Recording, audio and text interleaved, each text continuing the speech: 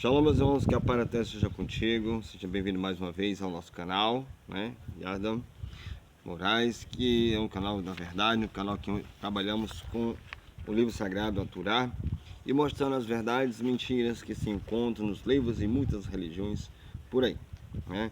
Hoje nós vamos falar sobre um fato muito interessante, sobre a questão de Judá e seu conceito de expiação humana. Será que é válido na Torá?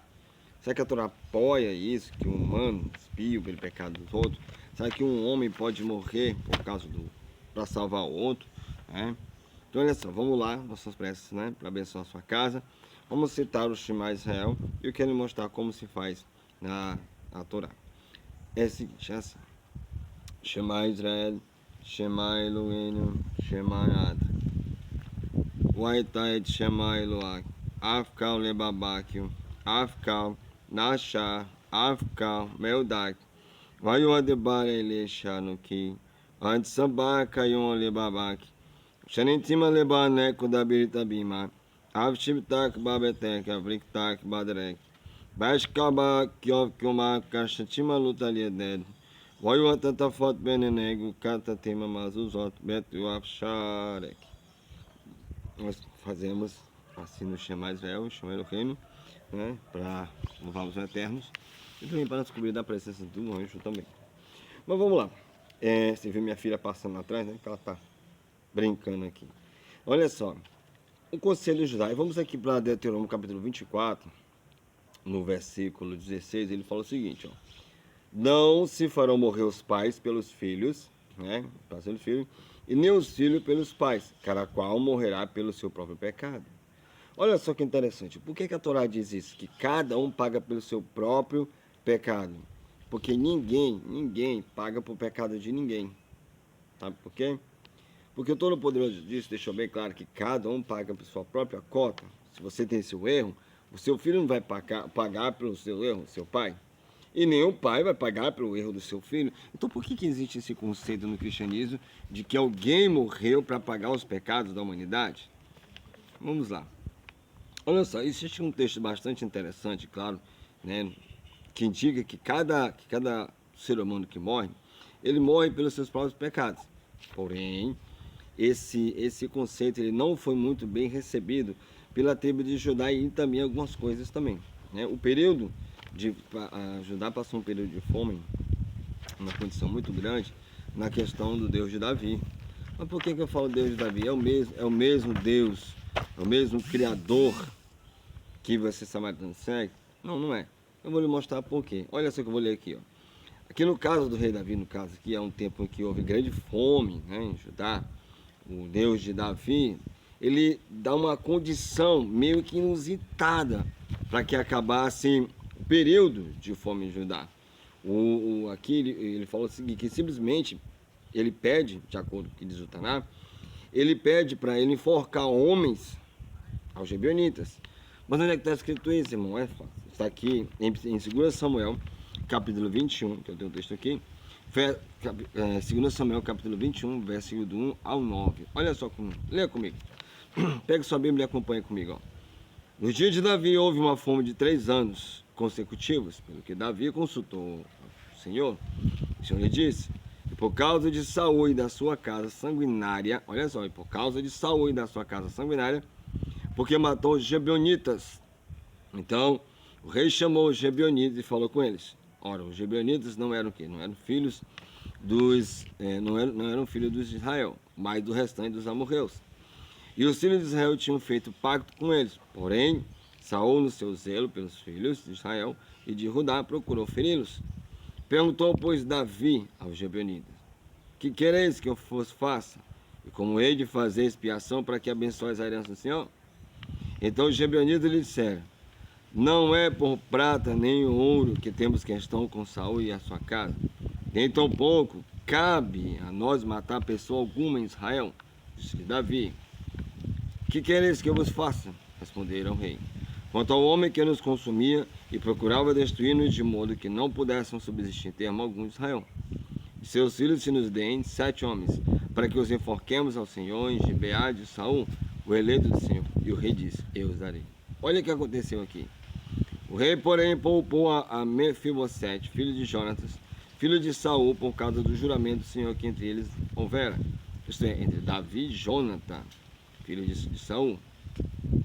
Mas o rei tomou os 2 filhos de Rispa, filho de Aias, que ela tivera de Saul, a saber, a Harmonim e a Mefibosete, como também os 5 filhos de Morebe, filho de Saul, que ela tivera de Adriel, filho de Barzilai, o Meolatita. Se entregou na mão dos Gibeonitas, os quais os enforcaram no monte perante o Senhor, e os 7 caíram todos juntos. Foi nos primeiros dias da cega que foram mortos, no princípio da cega cevada. Agora deixa eu perguntar aqui uma coisa interessante. Feita essa leitura aqui, feito isso aqui, essa chacina aqui, que foi permitida. Agora eu tenho que perguntar o seguinte: onde é que existe na Torá que eu deva sacrificar alguém para acalmar o Todo-Poderoso? Porque aqui foi sacrificado pessoas aos Gibeonitas para aplacar a ira. A prerrogativa aqui para que houvesse fartura em Israel é simples: é obediência aos mandamentos. É só obediência aos mandamentos. E não que você mate alguém para que você possa ser próspero, como fez Davi aqui.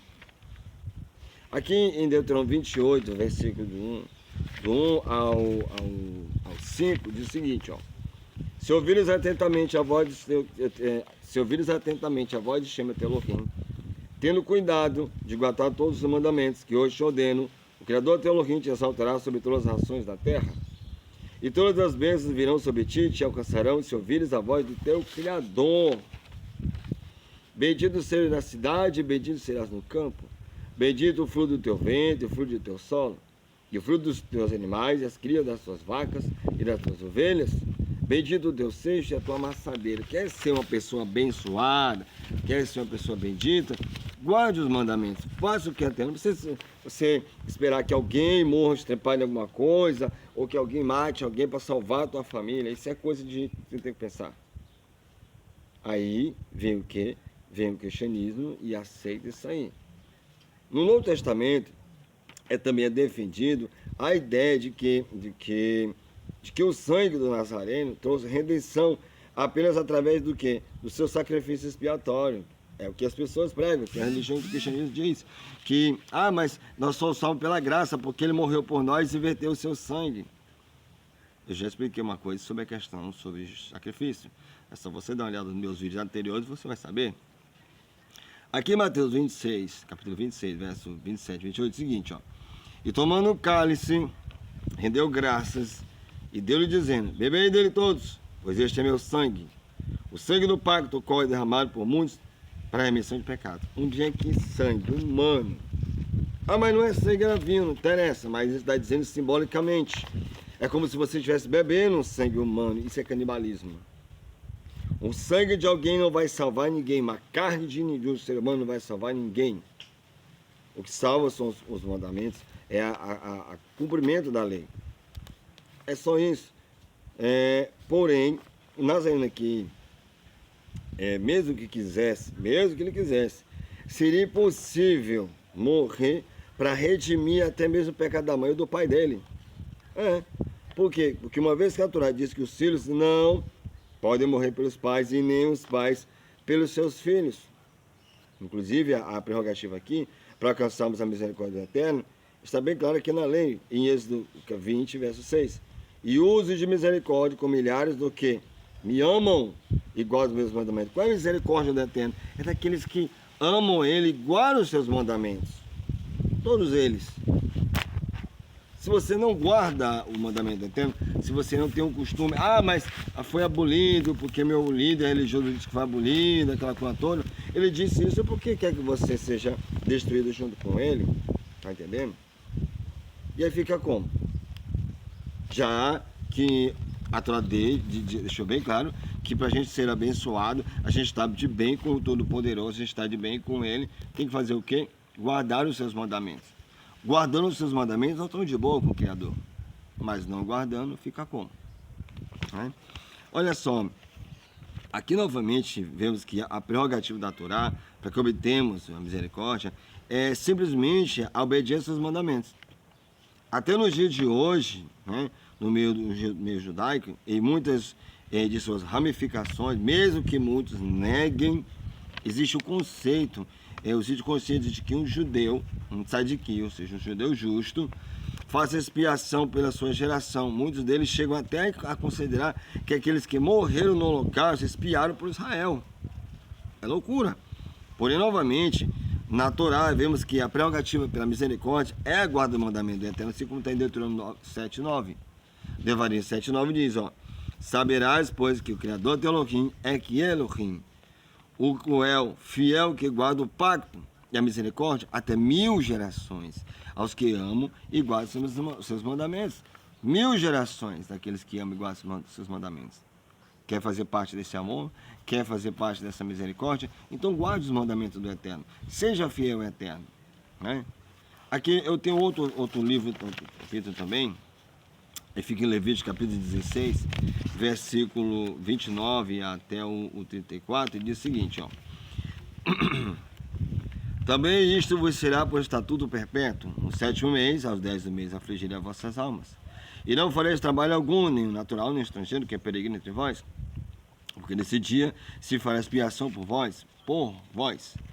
Para purificar-vos de todos os vossos pecados, serei purificado perante o Eterno. Será Shabbat de descanso, solene para vós, e afligirei as vossas almas.